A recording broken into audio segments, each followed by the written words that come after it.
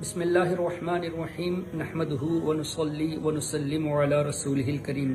معزز سامعین، بس تھوڑا سا وقت آپ کا چاہوں گا کچھ ایک دو ضروری باتیں شب براءت کے سلسلے میں عرض کرنے کے لیے۔ حدیث طیبہ میں اس رات کی فضیلت کا ذکر موجود ہے اور اسی طرح 15ویں شعبان کے روزے کی فضیلت بھی موجود ہے، اور احادیث طیبہ تفاسیر کی روشنی میں یہ بات بھی سمجھ میں آتی ہے کہ اس رات کو اللہ تبارک و تعالی فرشتوں کو سپرد کر دیتا ہے لوگوں کی تقدیر، جیسے پرانے اعمال کی کتابیں بند ہوتی ہے، نئے اعمال کی کتابیں کھلتی ہے، اور اللہ تبارک و تعالی رزق کو تقسیم فرمانے کے لیے فرشتوں کو مقرر فرما دیتا ہے۔ تو ایسے موقع پر ظاہر ہے ایک دو چیزیں خاص ہوتی ہے۔ ایک تو یہ ہے کہ ہم سب یہ چاہتے ہیں کہ ہماری زندگیاں ایمان والی رہے اور زندگی میں برکت ہو۔ دوسری چیز یہ کہ لوگوں کو بلا اور مصیبت سے نجات ملے، اور تیسری چیز یہ کہ اللہ تبارک و تعالیٰ کی عبادت ہم ہمیشہ کرتے رہے اور آپ محتاج رہے، اللہ اور اس کے رسول کے سوا کسی پر ڈیپینڈ نہ رہے۔ تو ان تمام باتوں کو مد نظر رکھتے ہوئے ہمارے بزرگان دین نے ہمیں ایک دعا تعلیم دی، جس دعا کو ہم 2 رکعت نفل اور یاسین شریف کی تلاوت کے بعد پڑھتے ہیں۔ اور یاسین شریف کے تعلق سے حدیث پاک میں اس طرح مذکور ہے کہ جس ارادے سے پڑھی جائے اللہ تعالیٰ اسے قبول فرماتا ہے، اور کسی بھی حاجت کے لیے نفل پڑھنے کا بھی تذکرہ ہمیں حدیثوں میں ملتا ہے۔ اب کیا پتا چلا، چونکہ ہر آدمی ہر طریقے سے پورے طور پر حدیثوں پہ عمل نہیں کر سکتا، یعنی رات بھر ہر آدمی عبادت نہیں کر پاتا، ہر چیز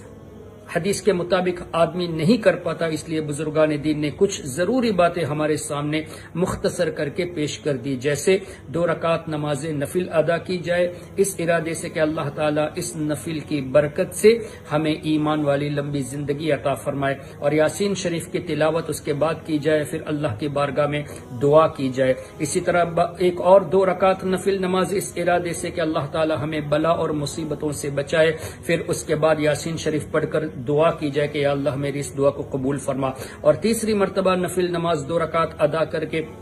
اس ارادے سے کہ یا اللہ اس کی برکت سے مجھے آپ محتاج بنا، کسی کا محتاج نہ بنا، پھر یاسین شریف کے بعد دعا کرنا۔ اب مجھے بتائیے، یہ بزرگان دین نے ہمیں طریقہ بتایا، یہ قرآن اور حدیث کے خلاف نہیں بلکہ عین قرآن و حدیث کے مطابق ہے۔ اسی طرح دوسرے دن 15ویں شعبان کے روزے کی فضیلت بھی ہے، تو ہمیں چاہیے 14 تاریخ کو روزہ رکھے تاکہ ہمارے اعمال، پرانے اعمال کی کتابیں بند ہو تو روزے کی حالت میں رہے، اور نئے اعمال کھلے تو بھی ہم روزے کے ساتھ رہے۔ اور اس سلسلے میں کافی لوگ اعتراض کرتے ہیں بدعت ہے، حدیث ضعیف ہے وغیرہ، ان کی باتوں میں ہرگز نہ آئے، یہاں تک کہ جس امام کو یہ فالو کرتے ہیں ابن تیمیہ نے خود اپنی کتاب اقتداء الصراط المستقیم میں یہ لکھا کہ بزرگان دین کا عمل رہا ہے 15ویں شعبان میں۔ تو اب یہ نہ ان کے بزرگوں کی سنتے ہیں نہ ہمارے بزرگوں کی سنتے ہیں، ہمیں چاہیے کہ ان کی باتوں پہ توجہ نہ دے، اللہ اور اس کے رسول صلی اللہ علیہ وسلم کی رضا کے لیے ہم جتنا ہو سکے، ہم سے جتنا ہو سکے ہم اتنا کریں۔ کم سے کم مغرب کی نماز کے بعد 15ویں شعبان کو 6 رکعت نفل اور یاسین شریف وغیرہ پڑھ کر اللہ کی بارگاہ میں اپنے حاجات کے لیے دعا کرے۔ اللہ تعالی ہم سب کو ایمان والی لمبی زندگی، عافیت والی لمبی زندگی اور آپ محتاجی والی بلا اور آفات سے محفوظ زندگی سب کو عطا فرمائے، آمین یا رب العالمین۔ والسلام علیکم ورحمۃ اللہ۔